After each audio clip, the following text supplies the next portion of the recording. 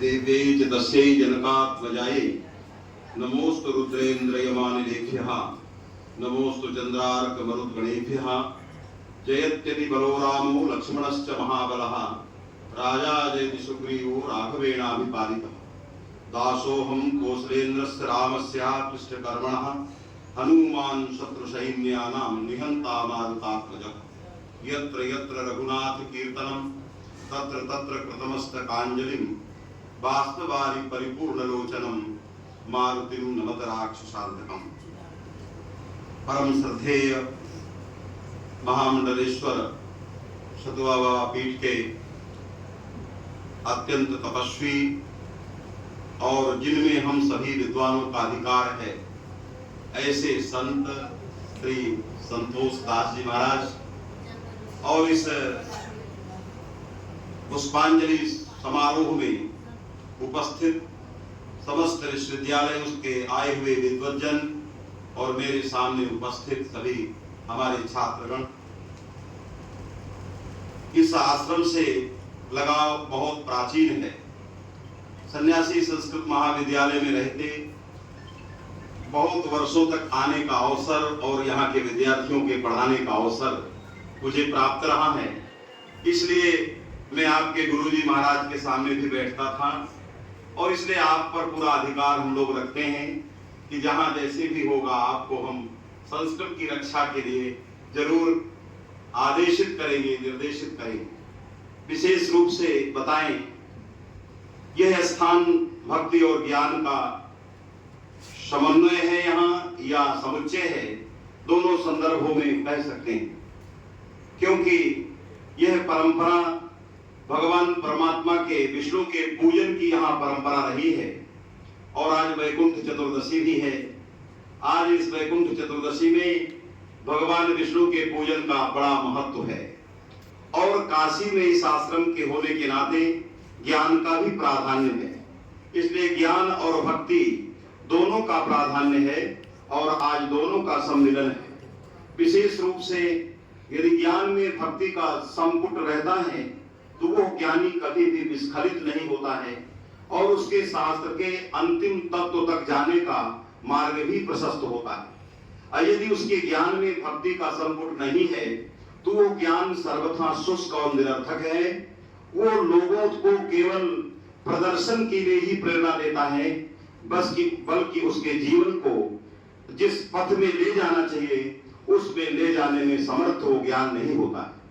शास्त्रों में यहाँ तक कहा गया कि यदि कोई ज्ञानी, कितना भी बड़ा ज्ञानी क्यों ना हो, यदि किसी संत के पास जाता है तो उसको आगे से नहीं बोलना चाहिए और उसको मौन बैठना चाहिए और मौन बैठ करके उस मौन संत से कुछ अनुभव प्राप्त करना चाहिए। ये शास्त्रों में उल्लेख है। यदि हम विद्वानों की यदि ऐसी आदत हो, हम लोग संतों के पास जाते हैं और ये अंदर से भावना यदि बन जाए कि हम व्याकरण के विद्वान, हम वेदांत के विद्वान, और यदि हमें सुनाते रह जाएंगे तो हम उन्होंने जीवन में क्या किया है उस जीवन से हम प्राप्त नहीं कर पाएंगे और हम कोई अनुभव नहीं प्राप्त कर पाएंगे। इसीलिए मौन रहने का विधान विद्वानों को ज्यादा कहा गया संतों के सामने। इसलिए हमें इनसे सीखना है और तभी हम जान पाएंगे कि पुण्य और पाप का अंतर क्या है। यह कार्य पुण्य प्रद है, यह पाप प्रद है।